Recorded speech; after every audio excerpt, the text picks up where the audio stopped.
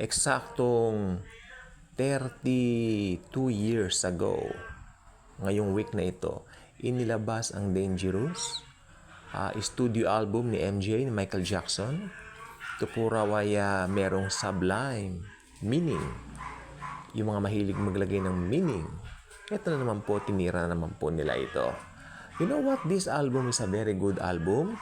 In fact, meron pong isang awitin dito na pangalan ay, or title ng awitin niyo ay Keep the Faith.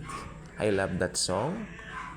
While, syempre, yung mga ibang songs naman po rito ay medyo akma sa pagiging sexy, no? Ng mga lyrics ni Ginoong MJ. Pero, mas marami pong mga kanta rito ang maganda, makabuluhan. Kaya ito po ang sinasabi ng Bible sa atin na kung sino nag-iisip ng masama, para sa kanya masama ang bagay na to. Ngayon, kung siya naman na nag-iisip ng mabuti, well, para sa kanya ito mabuti. So, kung tayo mga Kristiyano, may kanya-kanya tayong perspektibo dito sa mga bagay na ito. Ito yung mga bagay na sinasabi ng Bible na magkasundo na lang kayo. Huwag nyo nang bigyan ng dispute ang bawat isa just because hindi kayo nag-a-agree sa view ng bawat isa. Ito po yung sinasabi ng Biblia na ganon. Pero it doesn't follow na masama na yung bagay na yan dahil hindi mo inaagrihan. Hindi ba? Ito yung umunawa na lang po tayo. Ngayon, ako ano pong stand ko po rito? I love this album. Definitely. I really love this album. In fact, I have the CD right now because dati cassette tape lang po. Medyo ang cassette tape nagfe-fade, ano? Pero ito, I love this. I love this album. In fact, all MJ's album meron po ako. Ano? At para po sa akin, kinukuha ko po doon yung mga gandang songs. May mga ganda po siyang songs like yung Heal the World. I love that. Keep the Faith. Sabi ko nga po, nandito po yan. Tapos, nandito po yung makabagbag damdaming Gone Too Soon kasama rito. Marami po. So, ang atin lang pong makikita sa mga ganito, meron mga Christians, mga born-again Christians na agree sa ganito, agree sa ganyan. Pero, para hindi na po magkaroon ng parang tinatawag na dispute, mas maganda lang po, unawain na lang natin ang bawat isa according sa kanyang views o paniniwala. Kasi hindi po tayo pare-pareho ng views. Meron pong isang Kristiyano, mananampalataya siya, namatay yung kanyang lolo at lola, at siyempre, bilang pagmamahal niya sa mga ninuno niya, nandun pa rin sa bahay nila yung mga rebulto. Nandun pa rin yung mga santo. Ngayon, tinanong nila yung isang man of God, maganda yung sagot ng man of God, na isang nagtuturo ng salita ng Diyos. Ano po bang gagawin ko dito sa mga santong ito? Ang sabi lang ng man of God na yun, hindi ka naman kakagatin ng mga yan eh. Ganyan ganon. Ano ba ang puso mo? Tinanong pala ng man of God, yung sister in Christ natin, sabi niya. Kasi po sa mga ninuno ko po yan, then keep it. Hindi mo naman sila ginagawang object of devotion, di ba? Hindi mo naman sila niluluhuran, hindi mo naman sila tinitirikan ng kandila. Ay, hindi po, kasi born again po ako. Okay, then keep it. Parang meron kang Buddha, parang meron kang Statue of Liberty, ganyan, sa bahay mo. Itabi mo lang, tabi-tabi sila, parang manika, ganun lang. Pero it doesn't follow na. Walang epekto sa Kristiyano yan kasi tayo washed tayo by the blood of Jesus, hindi dahil sa mga rebulto. Hindi walang makaka-affect sa ating salvation. Walang makaka-affect sa ating salvation. Tandaan niyo po yan.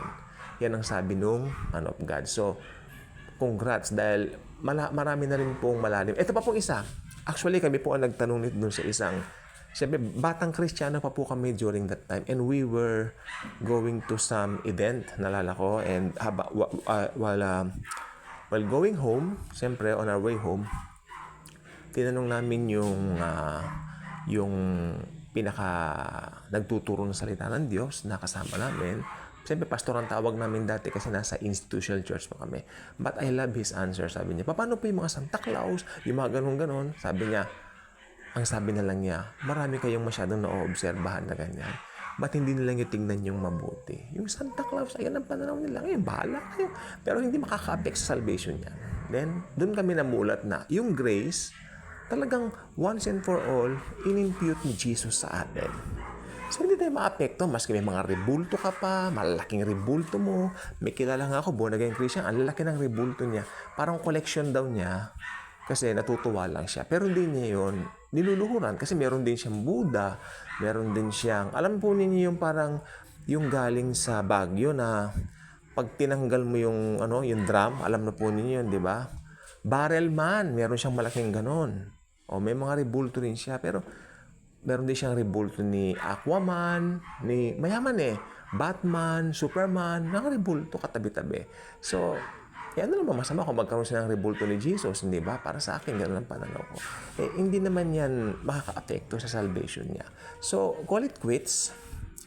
Igalang natin, kasi ayan po ang pananaw ko. Ako po malayang Kristiyano ako, hindi ako saklaw ng institutional churches.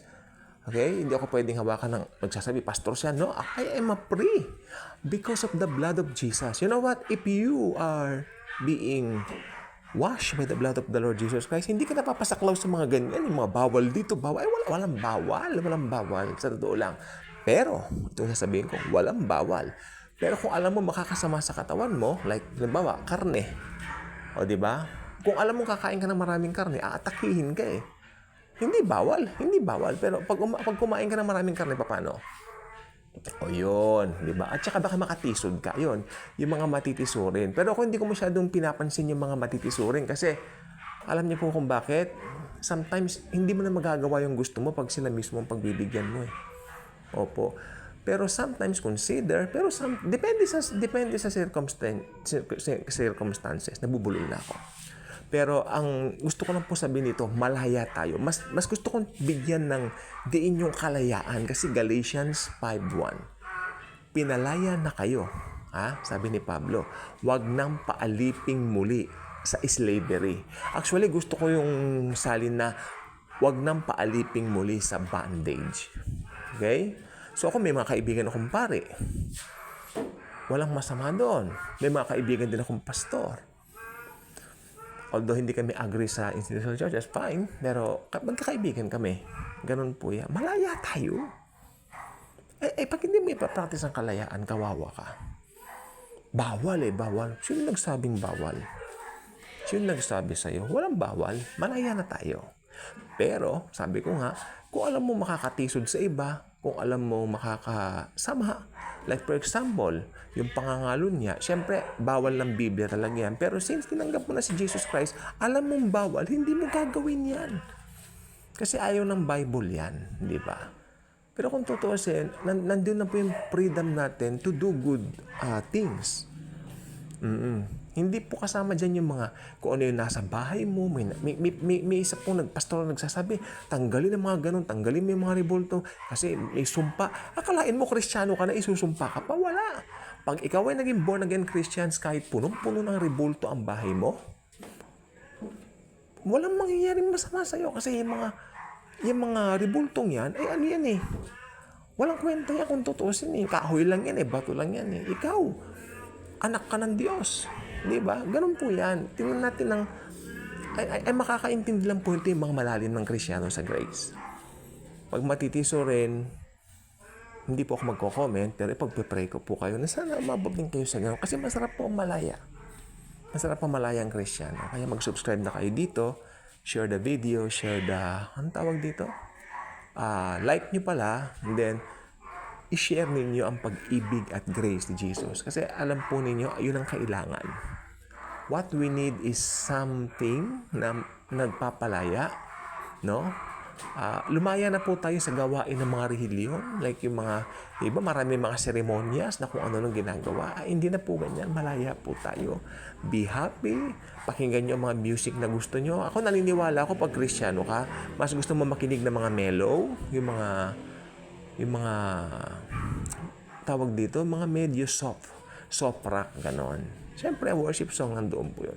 Pero gusto naman ni Jesus, mag-enjoy naman tayo dun sa mga gusto nating music. Ganyan si Lord, mabait po si Jesus. Ang tao lang ang masyadong nagbibigay ng restrictions. So, malaya po tayo. Thank you, and Jesus truly loves us all.